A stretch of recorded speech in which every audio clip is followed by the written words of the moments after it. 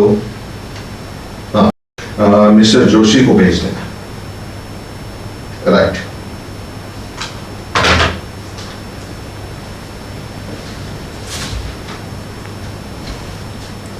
Yes sir. आइए mister Joshi, बैठिए। Thank you sir. Please कहिए, अपने मार्केटिंग डिवीजन का क्या ख्याल है? वैसे सब ठीक है सर, लेकिन ऑर्डर्स में कुछ खास बढ़ाव नहीं है। इसीलिए मेरे मन में एक ख्याल आया है। अपने प्रोडक्ट की क्वालिटी बढ़ाने के लिए हम अपनी कंपनी में एक क्वालिटी सर्कल चलाते हैं, लेकिन वो सिर्फ हमारी कंपनी तक ही सीमित रहता है। क्या मतलब सर? देखिए, जैसे हमारे एम्प्लॉइज क्वालिटी बढ़ाने के लिए कुछ सुझाव देते हैं, वैसे हमारे कस्टमर्स के भी सुझाव हो सकते हैं अपने प्रोडक्ट के बारे में, क्वालिटी के बारे में। वो तो हम करते ही है सर, फीडबैक फॉर्म तो भेजते ही है ना। फीडबैक फॉर्म से एक फॉर्मेलिटी होती है मिस्टर जोशी। मेरे ख्याल से फीडबैक फॉर्म से सही सुझाव या सही ख्याल हम तक नहीं पहुंचते हैं। अगर हम डायरेक्ट कस्टमर से इंटरैक्ट करें तो उनके सही सुझाव हमें मिलने में मदद होगी। लेकिन इससे क्या होगा सर? देखिए, फिलहाल हमारे पास अच्छे ऑर्डर्स हैं, लेकिन इससे भविष्य में भी हमारे पास अच्छे ऑर्डर रहेंगे। क्या सर आपको लगता है सुधार लाने के लिए जो सुझाव देंगे उसके ऊपर हम अमल कर पाएंगे? कम से कम प्रयास तो कर सकते हैं। हाँ सर, अगर उन्होंने बताए सुझाव पर हम अमल कर सके तो ऑर्डर हमारे हाथ रहेंगे, ना कर सके तो हमारे हाथ से ऑर्डर जा भी सकते हैं। वेल, आप कहते हैं वैसा हो भी सकता है मिस्टर जोशी, मगर हम खुद होकर उन्हें बदलाव या सुधार के बारे में पूछ रहे हैं। इसका मतलब है कि हम बदलने के लिए तैयार हैं। यही बात हमारे कस्टमर को हमसे जुड़ी रहने में बहुत मदद कर सकती है। मैं देख लूंगा sir. Okay, thank you sir. Patil, हमें शनिवार तक बेंगलोर के पार्टी के ऑर्डर भेजनी है। क्या ऑर्डर तैयार है? नहीं सर। क्यों? काम तेजी से चालू नहीं? नहीं सर, काम तो तेजी से चालू है। फिर सोमवार तक हो जाएगा सर। पाटिल, शनिवार तक ऑर्डर भेजनी है। जाओ जाओ, काम पे लग जाओ। सर, मैं कई दिनों से आपको एक सुझाव देना चाहता हूं। अब क्या सुझाव है? हम अगर 3 नंबर की मशीन की जगह 5 नंबर की मशीन रख दे तो उससे क्या होगा? देखिए सर, 2 नंबर की मशीन पर काम करने के बाद हमें 5 नंबर की मशीन तक जाना पड़ता है और वापस 3 नंबर की मशीन तक आना पड़ता है। तो इससे टाइम वेस्ट होता है ना सर। अच्छा, टाइम वेस्ट होता है और वर्कर्स की एनर्जी भी वेस्ट होती है। तो एनर्जी भी बच जाएगी? हाँ सर, इससे काम में तेजी आ जाएगी। 7 मिनट में तैयार होने वाला जॉब सिर्फ 6 मिनट में तैयार हो सकता है। ठीक है, अब काम में लग जाओ। बड़े आए टाइम वेस्ट की बात सिखाने। अरे बाबा, मैंने बोला ना ठीक है करके। मैंने वो केमिकल के बारे में आपको एक सुझाव दिया था पहले। अगर उस केमिकल की जगह दूसरा केमिकल यूज किया जाए तो फाइनल प्रोडक्ट की क्वालिटी और अच्छी हो सकती है। पाटिल, तुम्हें ऐसा नहीं लगता कि तुम काम कम और सुझाव ज्यादा दे रहे हो? नहीं सर, काम तो बराबर चालू है और यह सुझाव मैं कंपनी के फायदे के लिए ही दे रहा हूं ना। देखो पाटिल, कंपनी को मालूम है कंपनी का फायदा क्या है और किस में है। तुम्हें सुझाव देने की कोई जरूरत नहीं। नहीं सर, कुछ बातें ऐसी होती है जो काम करता है उसी को पता होती है। तो मैं हूं ना, इसीलिए तो हमें बताना पड़ता है ना। पाटिल, क्या मतलब है तुम्हारा? इतने दिन से मैं आपको सुझाव दे रहा हूं और आप है कि उसके ऊपर कुछ एक्शन ले ही नहीं रहे। क्या मुझे सिर्फ इतना ही काम है कि वर्कर्स को क्या प्रॉब्लम है, उनके क्या सुझाव है? जाओ जाओ, काम करो, नहीं तो। देखिए, मैं हमारे प्रॉब्लम की बात नहीं कर रहा हूं, मैं कंपनी के बारे में सोच रहा हूं। अब तुम अपने बारे में सोचो पाटिल, नहीं तो क्या? नहीं तो मुझे तुम्हारे बारे में सोचना होगा। यह क्या बात हुई? मैं यहां कंपनी के बारे में सोच रहा हूं और आप है कि। पाटिल, अब यह बहस करते समय तुम्हारा टाइम वेस्ट नहीं होता। मैं चाहूं तो तुम्हारे आधे दिन का पगार काट सकता हूं, समझे? जिस बात की तरफ कंपनी का ध्यान ना हो वो तो हमें ही बतानी पड़ेगी ना। पाटिल, तुम कुत्ते की दुम हो। सर, जबान संभाल के बात कीजिएगा, वरना वरना क्या कर लोगे? वरना तुम कुछ नहीं करोगे। जो कुछ भी करना है वो मैं करूंगा और तुम्हारे आधे दिन की पगार भी काट लूंगा, समझे? भोसले, ये क्या मनमानी हुई? मैं खन्ना साहब के पास जाऊंगा। अरे जाओ जाओ, भोसले किसी से नहीं डरता, समझे?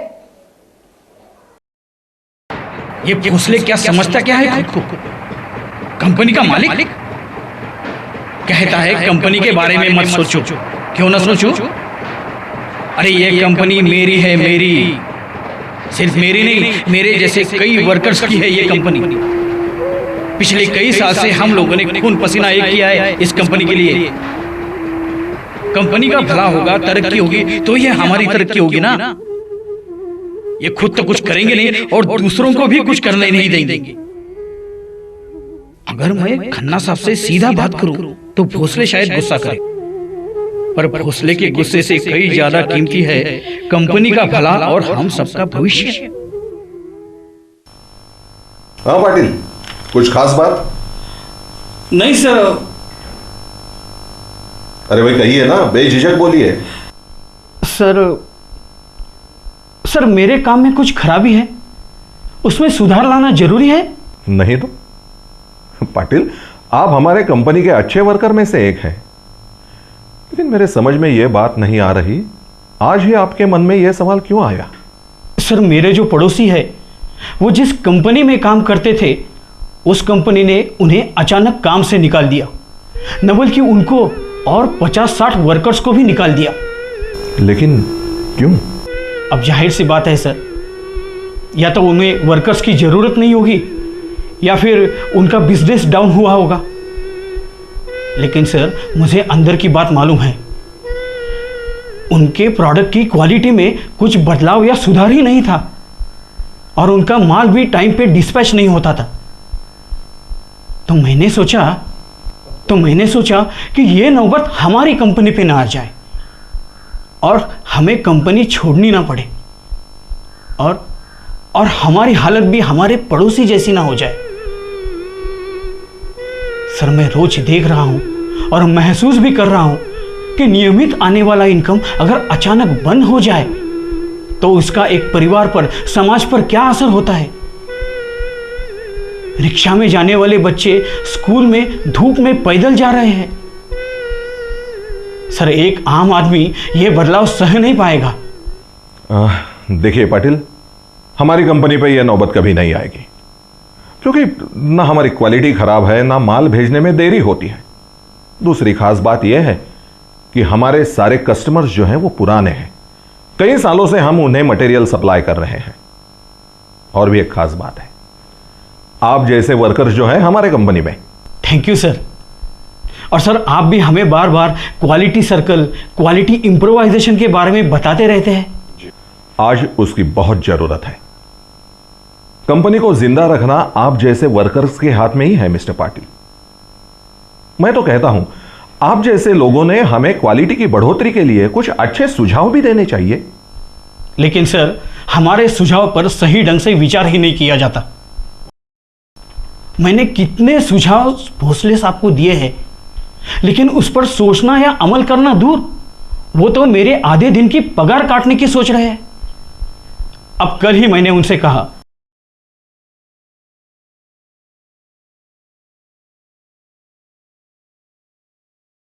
क्या यह गलत सुझाव है सर? बिल्कुल फायदे के हैं। सच कहूं तो जो ख्याल मेरे मन में कभी नहीं आया था वो सुझाव आपने दिया है। सच में इसमें कंपनी का हित ही है। तो फिर क्या इसका मुझे यह फल मिलना चाहिए? बिल्कुल नहीं। देखो, मैं भोसले से बात करता हूं, आप अपने काम पे लग जाइए। यह सच है कि आज हमारे पास अच्छे ऑर्डर्स हैं, लेकिन कल रहेंगे इसका क्या भरोसा। हम माना कि सारे कस्टमर्स पुराने हैं, लेकिन इस बदलते मार्केट का असर उन पर भी तो पड़ सकता है और भविष्य में वो हमें छोड़ भी सकते हैं। तो फिर क्या कंपनी बंद हो जाएगी? पाटिल वैसे ही कह रहा था, लेकिन वैसा ना हो इसलिए मुझे अभी से कुछ करना पड़ेगा। या फिर कोई नया बिजनेस अपनाऊं? No no, it's not possible. जो है उसी को ठीक से चलाना पड़ेगा। कंपटीशन के इस जमाने में नया बिजनेस सेट करना भी बहुत मुश्किल होगा। तो क्या इस पर कोई उपाय नहीं? हाँ, यह सच है कि आज अगर मार्केट में टिके रहना है तो क्वालिटी प्रोडक्ट ही देना होगा। लेकिन मैं इतनी कोशिश कर रहा हूं कि क्वालिटी सर्कल ठीक से वर्क हो, पर कुछ ठीक से काम नहीं हो रहा। आखिर क्या करना चाहिए कि हमारी क्वालिटी इंप्रूव हो? आज मार्केट में तो हाई क्वालिटी और लो कॉस्ट का ट्रेंड चल रहा है, और अगर इसी तरह हमारी कंपनी का हाल चलता रहेगा तो मुझे नहीं लगता कि नो नो नो, ऐसा नहीं होगा। मुझे क्वालिटी सर्कल ठीक से वर्क करना ही पड़ेगा। मगर कैसे, किस तरह?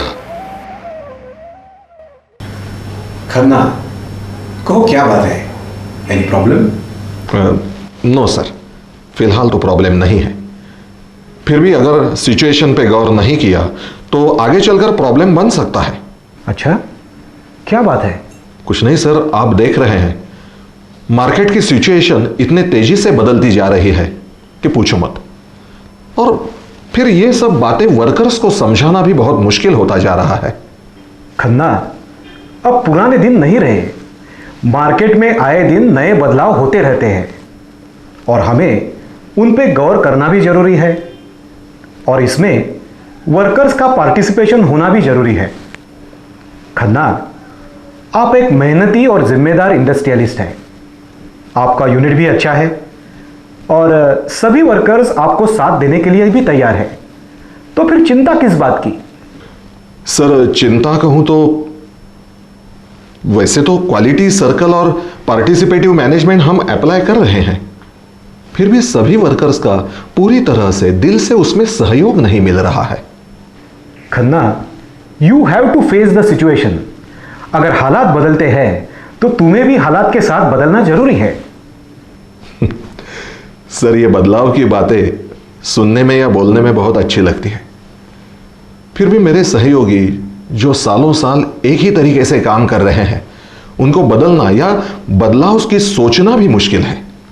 Khanna, as you know, every change is troublesome but inevitable. और आपको ये बातें धीरे धीरे वर्कर्स को समझानी पड़ेगी। वही तो सर मुश्किल सा साबित हो रहा है।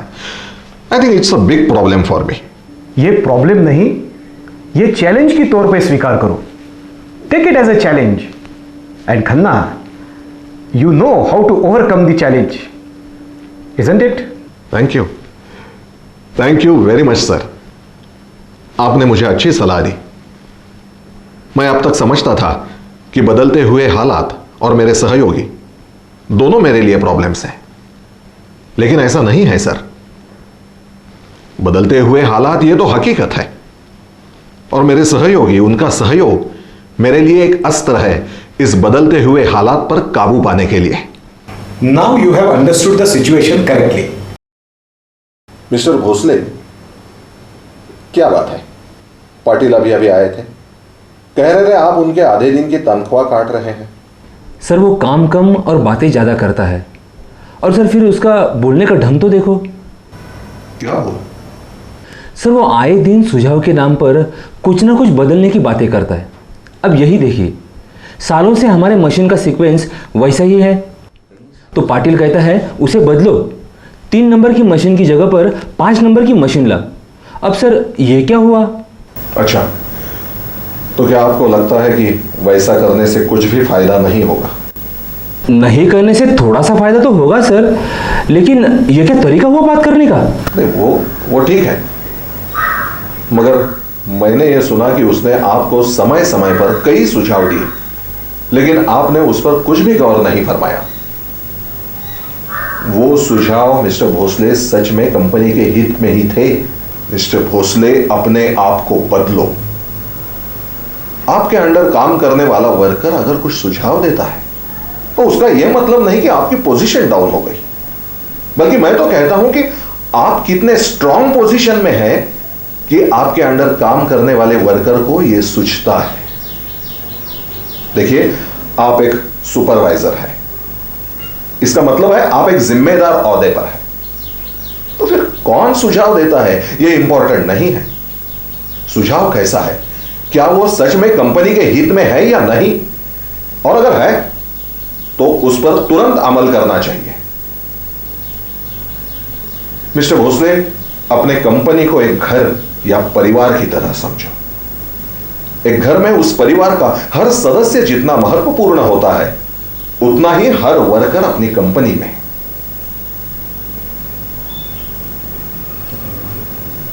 आपको मालूम है, क्या आपको मालूम है पाटिल वैसे क्यों कह रहे थे? नहीं सर। शायद मिस्टर पाटिल और आप एक ही एरिया में रहते हैं ना? हाँ सर। आपके पड़ोस के कई लोगों के जॉब जा चुके हैं, उन्हें डेली वेजेस पर काम करने की नौबत आ गई है। पता है क्यों? उन्हें कंपनी ने निकाल दिया इसलिए।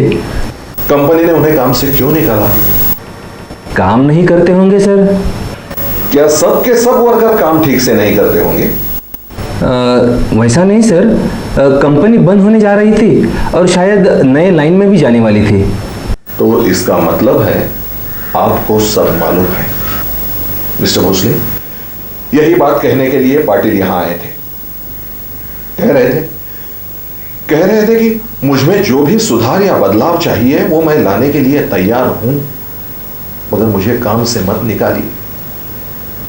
मिस्टर भोसले, अगर हम अपने में सुधार नहीं लाएंगे तो हमें कंपनी छोड़नी पड़ेगी या फिर कंपनी बंद करनी पड़ेगी, और कंपनी बंद होने का मतलब आप अच्छी तरह से जानते हैं।